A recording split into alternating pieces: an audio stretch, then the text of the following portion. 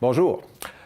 Si vous avez un sous-sol neuf ou non fini et que vous souhaitez réduire les coûts de chauffage ou de climatisation dans la maison, vous allez aimer le projet qu'on va parler aujourd'hui. Aujourd'hui, on parle de l'isolation de base d'un sous-sol. Donc, on parle des murs extérieurs. On va parler de l'isolant Roxul qu'on va mettre sur le mur de la fondation. Et puis, on va parler aussi de l'autre isolant qu'on va mettre à travers le colombage, donc les 2x4, puis tout ça dans le colombage là, qui va aller sur le mur. OK.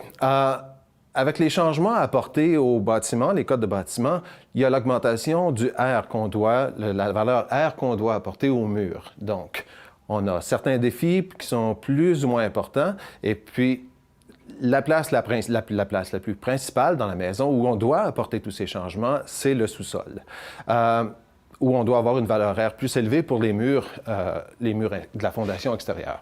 OK. En général, plus le climat est froid, plus les nouvelles valeurs R doivent être élevées. Okay?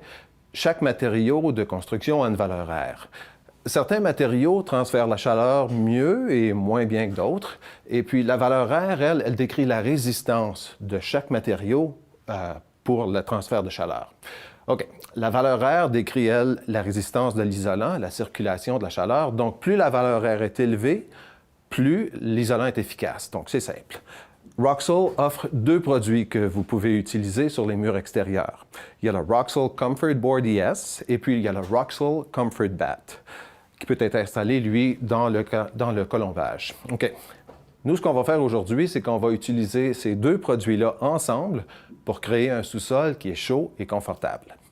Alors, on commence par le revêtement Comfort Board ES. Idéal pour le sous-sol parce que, comme tous les isolants Roxul, il résiste à l'humidité et il est perméable à la vapeur. L'humidité peut ainsi traverser le matériau sans l'emprisonner, donc ça évite la moisissure et les champignons et tout ça, et le sous-sol reste plus sec. OK. Comfort Board n'absorbe pas l'eau et parce qu'il est inorganique et pas susceptible aux moisissures, encore une fois, et aux champignons. Il est fabriqué en roche naturelle et en laitier, et si le sous-sol est inondé, le matériel devient mouillé. Il sèche, tout simplement, contrairement aux autres matériaux. Celui-là ne gardera pas l'humidité, donc ça va sécher quand même assez rapidement. OK. On va voir maintenant pourquoi vous devriez installer le Roxul Comfort Board ES au mur avant d'installer les montants. OK.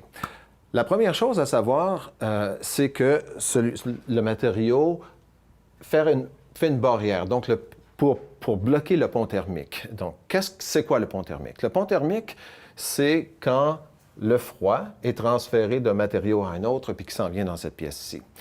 Le pont thermique, lui, entraîne une réduction de la valeur R du mur et donc laisse rentrer le froid ou laisse passer la chaleur ou des choses comme ça. J'espère que ça vous explique assez clairement c'est quoi le pont thermique puis pourquoi on doit installer l'isolant entre les montants et le mur de briques, et le mur de pierre plutôt. OK. Il ne faut pas oublier que quand on fait l'installation comme ça, avec l'isolant sur le mur, on éloigne tous les matériaux de construction du mur. Donc, on va changer un petit peu les dimensions, mais aussi ce que ça fait, c'est que ça protège les autres matériaux aussi contre l'humidité ou des choses comme ça. C'est la raison d'être des produits Roxul. Il y a 4 épaisseurs disponibles de Roxul. Donc, il y a R5, R6, R8 et puis R12. Ce qu'on a ici, nous, c'est du 1,5 pouces, donc c'est une valeur de R6. OK, on est maintenant rendu au point où on doit fixer le Comfort Board au mur de béton. Et puis, on fait ça à l'aide de clous à béton et puis de rondelles aussi pour s'assurer de ne pas passer à travers l'isolant. Donc, il suffit de tout simplement mettre 4 à 6 clous à béton par panneau. Alors, on fixe ça au mur.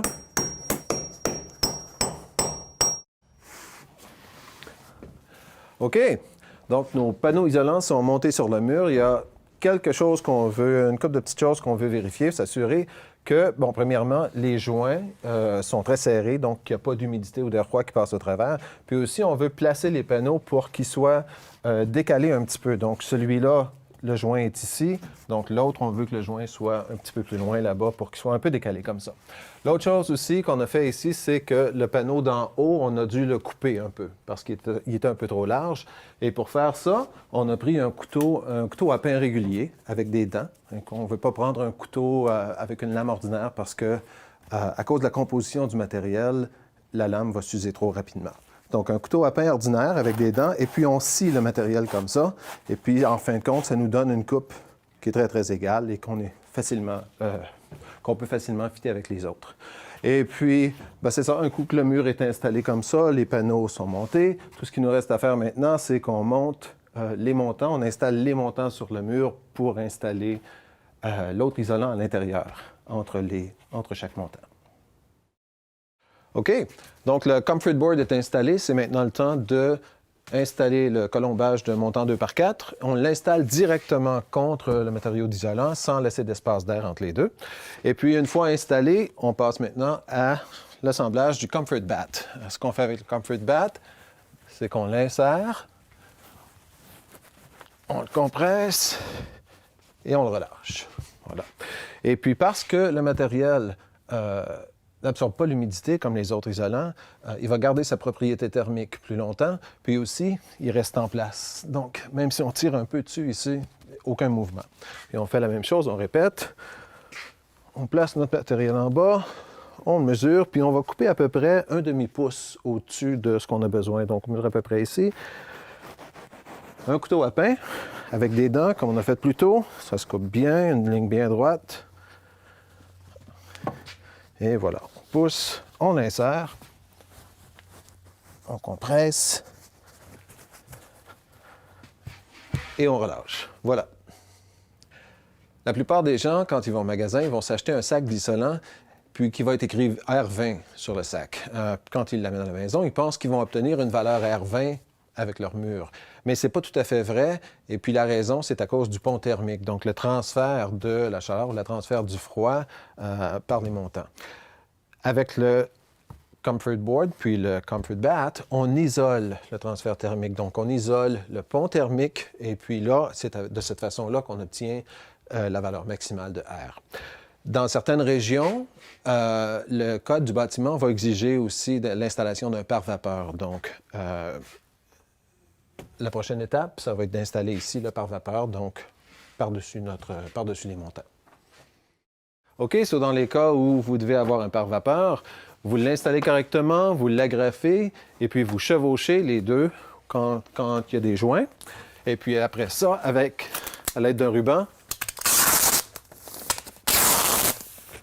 vous scellez comme il faut le joint.